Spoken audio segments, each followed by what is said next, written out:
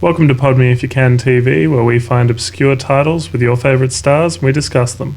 Lloyd, what have you got for us today? Today's film was a request, so shout out to my friend Joel. It's a 4-pack of Leprechaun 1 through to 4, and he's recommended that we see Leprechaun 1 starring Jennifer Aniston. So Joel, I've checked it out. So yeah, if you guys want me to do any of the others, just leave a comment below and I'll muscle through it if you guys want.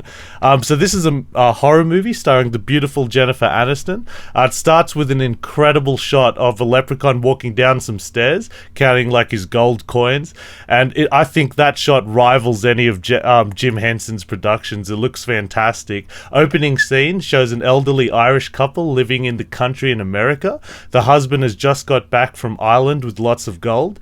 The leprechaun appears, kills his wife, and the man fights the leprechaun with the help of a 4-leaf clover, because in the mythology of this film, a 4-leaf clover is the leprechaun's only weakness.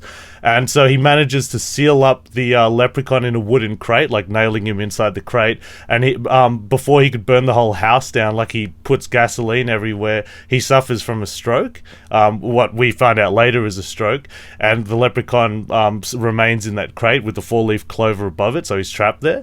10 years later, Jennifer Aniston and her father move in, and we meet the love interest here as well, a young handyman with his 12-year-old younger brother and their close friend, a sweet but mentally slow guy called Ozzy. I think it's spelled Ozzzie. Of course it is. Yeah, and the leprechaun escapes from the crate, so the team have to battle him. Like, they pretty much spend the rest of the night battling the leprechaun.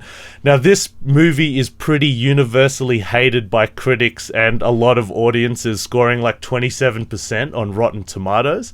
But it has made a fair bit of money, as well as spawning 3 sequels. Like, I think it made $9 million according to Wikipedia, and it was only made for like $900,000. So it's a lucrative business to be in, the leprechaun business.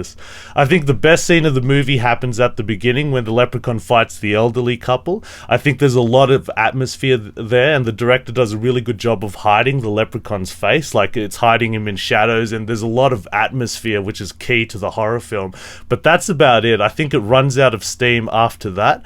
The leprechaun is a fun monster, very different to traditional horror monsters. He has many comedy elements because of his lyrical Irish accent. He has interesting killing methods, like he kills a guy with a pogo stick, like he jumps on a pogo stick and jumps on the guy's chest, and I guess he breaks him internally because the guy bleeds and eventually dies. So very creative sort of death scene there. He also has to shine shoes and clean them, so if he sees shoes that are dirty, he has to clean them. I guess that's part of the mythology. So the heroes use that to their advantage. Like, there's one scene where they're chucking shoes at him and he has to scuttle off and clean them up. And he seems really powerful. Like, he seems to be able to teleport. He has some telekinesis power where he can close doors and bring objects, and he can regenerate himself as well. Like, his hand gets cut off and the hand moves independently. He picks up his hand and puts it magically back together. And so despite all this omniscient sense of power, his main attack seems to be scratching and biting, which is weird. Like, the guy's like 3 foot tall, right? And I'm like 6'2". So the whole time I'm thinking, man, if I kick that guy, if I ninja kick the guy, he's going to go flying, and then I'll just go Bruce Willis on him, what Bruce Willis did to that yellow bastard in Sin City. But and they shoot him like with a shotgun heaps of times. The shotgun's a key weapon in this that they're holding out in this house, like continuously shooting him with a shotgun. He takes 5 point-blank shotgun shots, and each time he does it, the movie falls into the cliche where, is he dead? Yeah, I'm pretty sure he's dead. And then he revives and attacks him again. Why not when he's dead, kick him in the balls or something? Just oh my god.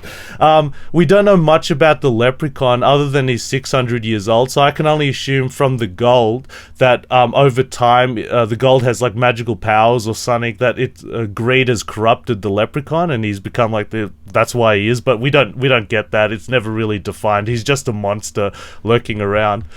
Jennifer Aniston is horrible in this movie. Oh, no. I think it's a terrible performance. I've seen Jennifer Aniston in Friends and in Jennifer Aniston movies, and she's fantastic. So all I can say is I think she upped her game when she started dating Brad Pitt or going into Friends, like acting alongside really high-level actors, because I think a lot of high-level actors went in and played cameos in Friends. But is it just that, I mean, maybe it's just that she only has to be the girl who screams a lot. It could be, and it could be the director was really lazy directing her. Yeah, that could definitely be it. But this is a first, like she was in a lot of TV episodes of Quantum Leap. She was in a lot of that, and I do remember because I like Quantum Leap, but this is a first movie, so maybe she did get the jitters. It's fun. If you're going to watch this for Jennifer Aniston, she has a shotgun, she runs around with a shotgun, she drops the F-bomb, and she's really, really beautiful. So if you're going to watch it for Jennifer Aniston, that's the only best part about it. Other than that, I think it's a terrible performance. But overall, sorry? I guess, or else you could watch it for Warwick Davis, who's in Life's Too Short. You know, a lot of people know him from Willow. Oh, he's an okay actor. Oh, How does he do Willow? Oh, yeah, he was fantastic. The Leprechaun was fantastic. Really, the thing what separates the Leprechaun monster from everyone else is that he's got a comedy element, other than just being a cold-blooded, person that's bumping everyone off. Overall, my big issue with the movie is that the action scenes are really long, all over the place. Half the movie is just them running around trying to survive against the Leprechaun. The action's handled really poorly, like so many cliches and really stupid scenes. Like there's one scene where he's on a skateboard, he goes, "You can't get me," and he's running side to side at the end of a hallway and they keep shooting him with a shotgun. Just seems to go on forever. The best thing about this movie, and I'm going to spoil it for you guys for a little bit, pretty much the ending, all 4 of the heroes survive at the end, which is so refreshing to see in a horror movie. Most horror movies end with just the girl surviving or all of them dead or the love interest and the girl surviving. In this movie, all 4 of them survive, which is great. Interesting stuff, Lloyd. You can find more from us at www.podmeifyoucan.com.